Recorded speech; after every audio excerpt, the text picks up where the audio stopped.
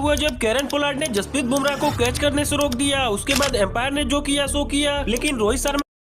ने सिर्फ Kieron Pollard पे नहीं बल्कि उनकी पूरी टीम पर एक ऐसा कहर बरसाया जो कि वेस्ट इंडीज वालों के लिए किसी बुरे सपने से कम नहीं था। तो ये बात है साल 2018 की, जब इंडिया वर्सेज वेस्ट इंडीज के बीच दूसरा T20 मैच खेला गया। इस मैच में इंडिया ने पहले बैटिंग करी और ओपनिंग करने आए कैप्टन रोहित शर्मा और शिखर धवन इंडियन टीम को एक अच्छी शुरुआत देते हैं और पावर प्ले में ही टीम का स्कोर 50 रनों के पार पहुंचा देते हैं। लेकिन तभी 8वें ओवर की पहली बॉल पर शिखर धवन एक बड़ा शॉट खेलने के चक्कर में बाउंड्री पर खड़े फील्डर के हाथों में अपना कैच थमा ही दिए थे, लेकिन फील्डर की मिस फील्डिंग की वजह से ये कैच ड्रॉप हो जाता है। तो वही दूसरी तरफ रोहित शर्मा आज एक अलग ही मूड में लग रहे थे और वेस्ट इंडीज के बॉलरों से सिर्फ छक्के और चौकों में ही डील कर रहे थे। और देखते ही देखते 13वें ओवर की पहली बॉल पर रोहित शर्मा इस डबल के साथ 38 गेंदों में अपनी 50 भी पूरी कर लेते हैं और 50 पूरी हो जाने के बाद तो रोहित शर्मा और भी आक्रामक हो जाते हैं और 14वें ओवर की पहली और दूसरी गेंद पर बैक टू बैक 2 छक्के लगाते हैं। लेकिन इसी बीच इस ओवर की आखिरी गेंद पर शिखर धवन 41 गेंदों में 43 रन बनाकर कैच आउट हो जाते हैं और इसके बाद बैटिंग करने आए ऋषभ पंत भी ज्यादा कुछ नहीं कर पाते और 6 गेंदों में 5 रन बनाकर वो भी कैच आउट हो जाते हैं। और इसके बाद बैटिंग करने आए केएल राहुल शानदार बैटिंग करते हुए रोहित शर्मा का एक अच्छा साथ देते हैं। तो वही दूसरी तरफ रोहित शर्मा आज रुकने का नाम ही नहीं ले रहे थे और जो भी वेस्ट इंडीज का बॉलर बॉलिंग कराने के लिए आ रहा था उससे सिर्फ बाउंड्री में ही डील कर रहे थे। और देखते ही देखते 20वें ओवर की तीसरी गेंद पर रोहित शर्मा लेग साइड की ओर एक चौका मारकर सिर्फ 58 गेंदों में ही अपनी सेंचुरी भी पूरी कर लेते हैं। और आखिर में रोहित शर्मा के 61 गेंदों में नॉट आउट 111 रनों की मदद से इंडियन टीम पूरे 20 ओवर के बाद 195 रन तक पहुंच पाती है और वेस्ट इंडीज टीम को 196 रनों का टारगेट देती है। इस टारगेट को चेस करने आए वेस्ट इंडीज के प्लेयर साई होप पहले ही ओवर में 6 मारकर अपने और अपनी टीम की शुरुआत करते हैं, लेकिन दूसरे ही ओवर में खलील अहमद साई होप को सीधा क्लीन बोल्ड आउट करके पवेलियन भेज देते हैं। और इसके बाद बैटिंग करने आए ड्वेन ब्रेवो सिमरन हिटमायर के साथ मिलकर पार्टनरशिप बना ही रहे थे, लेकिन तभी 6वें ओवर की दूसरी गेंद पर सिमरन हिटमायर एक बड़ा शॉट खेलने के चक्कर में 15 रन बनाकर कैच आउट हो जाते हैं। और इसके बाद तो मानो वेस्ट इंडीज की टीम पूरी तरीके से कोलैप्स कर गई हो, क्योंकि जो भी बैट्समैन बैटिंग करने आ रहा था वो सीधा आउट होकर पवेलियन ही जा रहा था। लेकिन तभी 11वें ओवर कराने आए जसप्रीत बुमराह के साथ कुछ ऐसा हुआ जो कि नहीं होना चाहिए था, क्योंकि 11वें ओवर की चौथी बॉल पर पोलार्ड शॉट को कुछ ज्यादा ही ऊपर मार देते हैं और जब बुमराह इस कैच को पकड़ने के लिए जाते हैं तो पोलार्ड जानबूझकर बुमराह के बीच में आकर कैच करने से रोकते हुए नजर आते हैं। लेकिन जैसे तैसे करके बुमराह इस कैच को पकड़ लेते हैं और पोलार्ड को पवेलियन भेज देते हैं और उसके बाद तो वेस्ट इंडीज टीम के एक एक करके विकेट गिरने लगते हैं, जहां 14वें ओवर में वेस्ट इंडीज की बैक टू बैक 2 विकेटें गिरती है। तो वही 19वें ओवर में 8वीं विकेट और 20वें ओवर में 9वीं विकेट भी गिर जाती है और इस तरह से वेस्ट इंडीज की टीम पूरे 20 ओवर में 124 रन ही बना पाती है और इंडिया इस मैच को 71 रनों के बड़े अंतराल से जीत जाता है।